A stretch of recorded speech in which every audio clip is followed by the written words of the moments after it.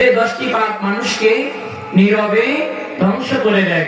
আমার ভাইরা, একান্ত আপনজনেরা গভীর কান লাগান বন্ধুরে, যে 10টি পাপ মানুষকে নীরবে ধ্বংস করে দেয় তার মধ্যে একটি পাপ হচ্ছে বন্ধুরে মিথ্যা মানুষকে নীরবে ধ্বংস করে দেয়। আমার ভাইরা, মিথ্যা মানুষকে ধ্বংস করে দেয়। মিশকাত শরীফের হাদিসের মধ্যে এসেছে, আমার রাসূল বলেছে, সাহাবীরা জেনে রাখো, আর যদি মিথ্যা কথা বলো 40 দিন পর্যন্ত তোমাদের মুখ নাপাক থাকবে। 40 দিন পর্যন্ত মুখের কাছে ফেরেশতা আসবে না। 40 দিন পর্যন্ত ফেরেশতাটা 1 মাইল তোমার মুখের কাছ থেকে দূরে সরে যাবে। আমার ভাইয়েরা, বলতেছিলাম যে 10টি পাপ মানুষকে ধ্বংস করে দেয়, 1 নাম্বার হলো মিথ্যা মানুষকে ধ্বংস করে দেয়। আমার বন্ধুরে, নবীজি বলেছে, তোমরা আমাকে 2 অঙ্গের গ্যারান্টি দাও, আমি তোমাকে জান্নাতের গ্যারান্টি দিয়ে দেব। জোরে কান সুবহানাল্লাহ। আমার বন্ধুগণ, নবীজি বলেছে 2 অঙ্গের গ্যারান্টি দাও। মানিয়াত মানলি মা বাইনা লাইহি ওয়া মা বাইনা রিজলিহি আদমান লাহুল জান্নাত, রাওয়াহুল বুখারী।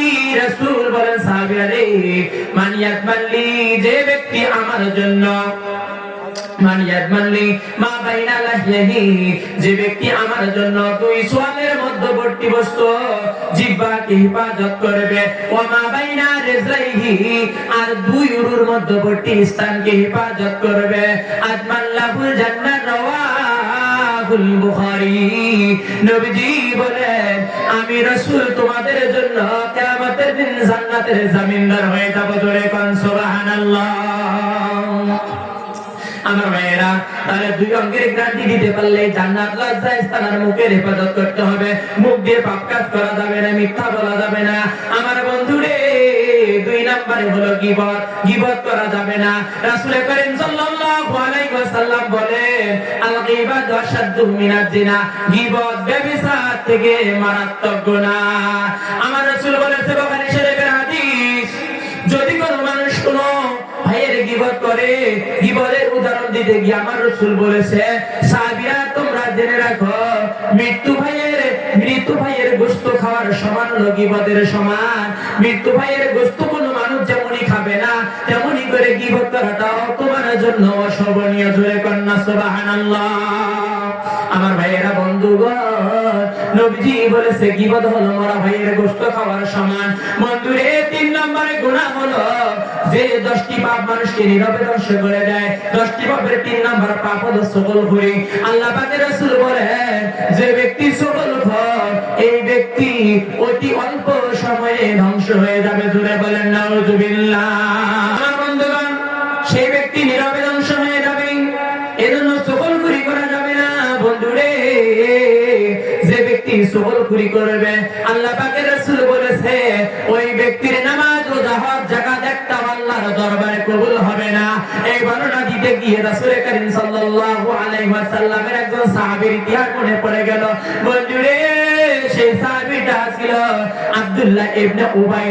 এই আব্দুল্লাহ ইবনে উবাই ছিল এমন সকলখোর, এমন মুনাফিকদের লিডার। বন্ধুরে, এই সকলখোর আব্দুল্লাহ ইবনে উবাই সকলখুরি করার কারণে রাসূল করিম সাল্লাল্লাহু আলাইহি ওয়াসাল্লাম তার জানাজা দিলেন।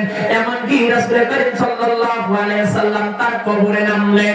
রাসূলের জামা মুবারক দিয়ে তাকে দাফন করা হলো। এমনকি জানাজা দেওয়ার পরে রাসূল দোয়া করলেন, রব্বুল আলামিন জানিয়ে দিলেন, নবী গো, এই মুনাফিকের জন্য 1 বার নয়, 2 বার নয়, আপনি যদি 70 বারও যদি দোয়া করেন, এই মুনাফিকের দোয়া আমি আল্লাহর দরবারে কবুল হবে না। জোরে কন্না আল্লাহু আকবার। আমার বন্ধুগণ, 5 নম্বর হলো মানুষের বন্ধু নাম ধরে রাখা যাবে না। যে নাম সেই নাম ধরে রাখতে হবে। কথা বলেন ঠিক না বেটি? 6 নম্বর হলো মিথ্যা সাক্ষী। যদি কোনো মিথ্যা সাক্ষী দিয়ে দেয়, ওই ব্যক্তি নীরবে ধ্বংস হয়ে যাবে। বন্ধুরে, 7 নম্বর হলো আল্লাহর নামে যে ব্যক্তি বারবার মিথ্যা কসম খায়, ওই ব্যক্তি নীরবে ধ্বংস হয়ে যাবে। 8 নম্বর বন্ধুরে, কাউকে খোঁটা দেওয়া যাবে না। কোনো জিনিস দেওয়ার পরে খোঁটা দিলে ওই ব্যক্তি নীরবে ধ্বংস হয়ে যাবে। 9 নম্বর বন্ধুরে, 9 নম্বর হচ্ছে অনর্থক কথাবার্তা। যে ব্যক্তি বলবে অনর্থক কথাবার্তা, আশেপাশে কথাবার্তা বলবে, সেই ব্যক্তি নীরবে ধ্বংস হয়ে যাবে। 10 নম্বর বন্ধু বন্ধুরে, যে ব্যক্তি মানুষের বারবার বদদোয়া করে ওই ব্যক্তি নীরবে ধ্বংস হয়ে যাবে। জোরে কন্যা নাউজুবিল্লাহ।